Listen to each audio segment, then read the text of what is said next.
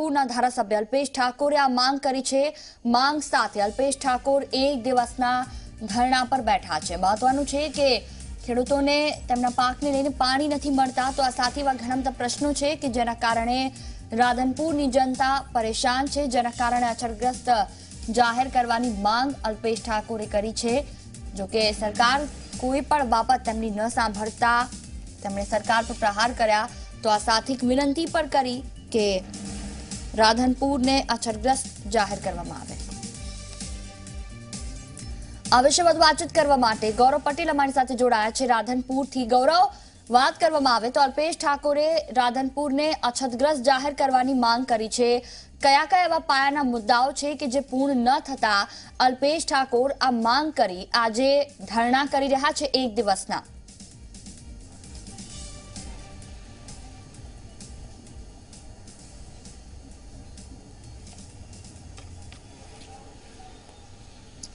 જો વાત કરતો લગભગ 11 વાગ્યાના સુમારે અલ્પેશ ઠાકોરના એક દિવસના પ્રતિક ધરણાની શરૂઆત થશે। વાત છે અછતગ્રસ્ત જાહેર કરવાની।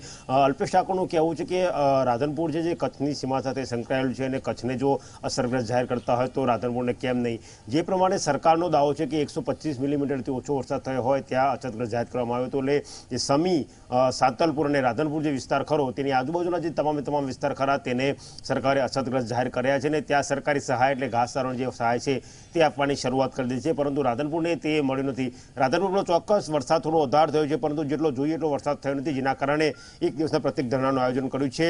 હું તમને બતાવવા માંગીશ એ એરિયા કે જ્યાં આજે અલ્પેશ ઠાકોર પોતે ઉપવાસ પર બેસશે। તેમને અલગ અલગ બેનરો લગાવ્યા છે કે અમારી જોડે અન્ય કેમ રાધનપુર, સાંતલપુર, સમીને અછતગ્રસ્ત જાહેર કરો, અમને ઘાસચારો આપો। એટલે ખાસ કરીને પશુપાલન સાથે સંકળાયેલો વિસ્તાર છે।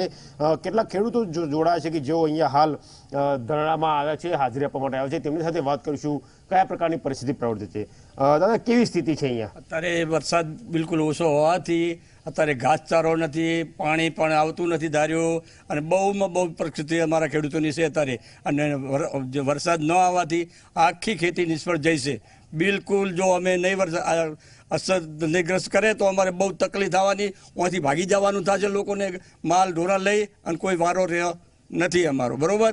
તો અમને અસરગ્રસ્ત કરે તો બહુ સારામાં સારું છે, તો ગામમાં લોકો રાધનપુર તાલુકામાં રહીએ કે નગર રહેવાય એવું નથી। રાધનપુરમાં રહેવાય સ્થિતિ નથી, કયા કયા પ્રકારની તકલીફો હાલ? મુખ્ય જે વાત કરીએ ખેડૂતોની, તો ખેડૂતોની પરિસ્થિતિ ખૂબ જ દયનીય થઈ ગઈ છે। ગામડામાં જે ખેડૂતોના પાક હતા એ પાક બધા બળી ગયા છે, ખેતી સંપૂર્ણ નિષ્ફળ થઈ ગઈ છે। અત્યારે લોકોને રોજે રોજનો જે ખાવાનું છે મજૂરી મળતી નથી, એટલે પરિસ્થિતિ ખૂબ વિકટ થઈ ગઈ છે। માલધારીઓ જોડે પશુપાલકો છે એમની જોડે ઘાસચારો નથી, કોઈ જોડે 5 દિવસનો છે, કોઈ જોડે 10 દિવસનો છે, કોઈ જોડે 15 દિવસનો છે, મહિનાથી વધારે કોઈ પાસે ઘાસચારો નથી, એટલે ખૂબ જ વિકટ પરિસ્થિતિ છે ને આ વિસ્તારને અછતગ્રસ્ત જાહેર કરવો જોઈએ। ઓકે, માલધારીઓની સ્થિતિ શું છે? ઘાસચારો કેટલા દિવસે મળે? બિલકુલ 15 દિવસ ચાલશે એનો ઘાસચારો, એનાથી વિશેષ હવે ઘાસચારો ચાલે એવો નથી। અમારા વિસ્તારને ફક્ત ને ફક્ત કિન્નાખોરીથી જ અછતગ્રસ્ત જાહેર કર્યો નથી। અહીંયા કાંકરેજને જાહેર કર્યો, ચાણસ્માને જાહેર કર્યો, અમે ખુશ છીએ, એ લોકોને ભલે કર્યો, એ પાણીવાળો વિસ્તાર છે। જ્યારે આ તળિયામાં તો પાણી બિલકુલ છે જ નહીં, એટલે ફક્ત ને ફક્ત અમે કિન્નાખોરીના ભોગ બન્યા છીએ। ને જ્યારે આ વિસ્તારમાં વરસાદ નથી, અને બિલકુલ તમે જાતે ઘણા ટીવીવાળા આવીને જોઈને ગયા છે, આ તરની સાઈડ ને એ બાજુ જુઓ, અત્યારે ભયંકર લોકોની કન્ડિશન ખરાબ છે, અને હિજરત પણ ચાલુ થઈ ગઈ છે, માલધારી પણ નીકળી પડ્યા છે। લોકોની હિજરત ચાલુ થઈ ગઈ છે, આવી પ્રકારની સ્થિતિ ભૂતકાળમાં ક્યારે થઈ હતી ખરી? એટલે આમ જોઈએ તો સાંતલપુર, રાધનપુરમાં વરસાદ કાયમી માટે ઓછો પડતો હોય છે, પણ આ વખતે તો પરિસ્થિતિ એટલી બધી વિકટ છે કે આપણે ગુજરાતીમાં કહેવત કહીએ ને કે ભાઈ પાણી નેવા ચાલે, એવું નેવા ચાલે ને એવું પાણી પણ પડ્યું નથી વરસાદી કુદરતી રીતે। એટલે હાલમાં હિજરત લોકો એક ઉત્તર ગુજરાત તરફ, અમદાવાદ તરફ એ રીતે પોતાના માલ ઢોર લઈ, જે પશુપાલકો છે એ તો આજથી મહિના પહેલાંથી રવાના થઈ ગયા પોતાનો અહીંથી। અડધો માની લો કે વિસ્તાર 40% થી 50% વિસ્તાર તો ખાલી થઈ ગયો છે। એટલે હાલ સરકારને વિનંતી છે કે તાત્કાલિક ધોરણે સાંતલપુર, રાધનપુરને સમીને અસરગ્રસ્ત જાહેર કરવા જોઈએ। બિલકુલ વરસાદ થયો નથી, ખેતરો પણ અત્યારે સુકાભર પડ્યા છે, તળાવમાં પણ ટીપું પાણી નથી, એટલે પરિસ્થિતિ ખૂબ ખરાબ છે। નર્મદા કેનાલ છે તો એ પાણી અહીંથી ઉપાડવામાં આવતું નથી, એ પાણી કચ્છ માટે જ મૂકે છે, એટલે ત્યાંથી તળાવો ભરવા જોઈએ આ વિસ્તારના નર્મદાના પાણીથી, અને અસરગ્રસ્ત આ વિસ્તારને જાહેર કરવો જોઈએ। ખેતીની શું સ્થિતિ થઈ વરસાદ નહોતો તો?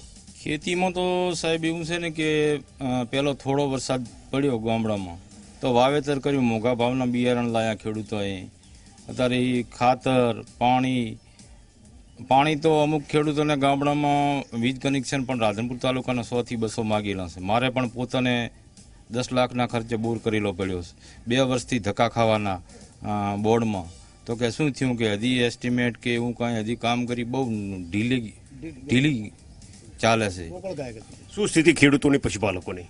આ વિસ્તારની અંદર સાંતરપુર તાલુકો એટલે સેવાડાનો તાલુકો કહેવાય, જેનું નામ જ પસાદ, વર્ષોથી પસાદ પણ કહેવાય એવો તાલુકો, એટલે જ્યાં બોરની કોઈ સુવિધા નથી. આ વિસ્તારને સિંચાઈનું પાણી પૂરતું મળતું નથી, તળાવો ખાલી છે. ખેડૂતો બધા મોંઘા બારના બિયારણ વાવી અને પોતે દેણાદાર થઈ જશે, જેમને આત્મહત્યા કરવી પડે એવી પરિસ્થિતિ અહીં ઊભી છે. અને લોકો જ્યારે વિસ્તાર છોડી અને એક વિસ્તારથી બીજા વિસ્તાર જઈ રહ્યા છે, ત્યારે આ મૂંગીબેરી સરકાર આ લોકોનો અવાજ સાંભળતી નથી. જો આ વિસ્તારને અસરગ્રસ્ત દુષ્કાળગ્રસ્ત જાહેર નહીં કરે તો અહીંના લોકોને ટૂંક સમયની અંદર લોકો ઘર છોડી અને બહાર જશે. પશુઓ તો મફતના ભાવે લોકો જીવાડવા માટે આપી દે એવી પરિસ્થિતિ આ ઊભી થઈ છે. તો માન્ય ધારાસભ્ય આજે અહીં વધારી રહ્યા છે અને આપ થોડી વાર પછી જોશો તો ગામડેથી ટ્રેક્ટર અને ગાડીઓ અને તમામ સ્વયંભૂ લોકો અહીંયા હમણાં માછે ને 11 વાગ્યાને, કેમ કે અમારો તાલુકો અહીંથી 150 કિલોમીટર દૂર થાય છે, તો અહીંયા લોકો પહોંચતા 11 વાગ્યા આસપાસ મોટી સંખ્યામાં લોકો અહીં ઉમટશે. તો આ હતા સ્થાનિક લોકો, જેમનું કહેવું છે કે જે પ્રમાણે વરસાદ થયો નથી એ પ્રમાણે તાત્કાલિક અસરથી જો આ વિસ્તારને અસરગ્રસ્ત જાહેર કરવામાં નહીં આવે તો જે 40 થી 50% લોકોનું સ્થળાંતર થયું છે તેમાં ચોક્કસ વધારો થશે. પશુપાલનો તો પાલકો પોતાના માલઢોર સાથે અહીંથી હિજરત કરી ગયા છે. જે લોકો બચ્યા છે તેમને પણ પૂરતા પાણીની સુવિધા ન હોવાથી તેમની પણ હાલત કફોડી થઈ રહી છે. બિલકુલ, તમામ જાણકારી બદલ આભાર ગૌરવ. તો રાધનપુરમાં જે તમામ લોકોએ વાતચીત કરી, મહત્વનું છે કે જલ્દીથી જલ્દી અછતગ્રસ્ત જાહેર થાય અને ત્યારબાદ જે સરકાર તરફથી સહાય મળે તેનાથી તે પોતાનું રવિ પાક બચાવી શકે છે.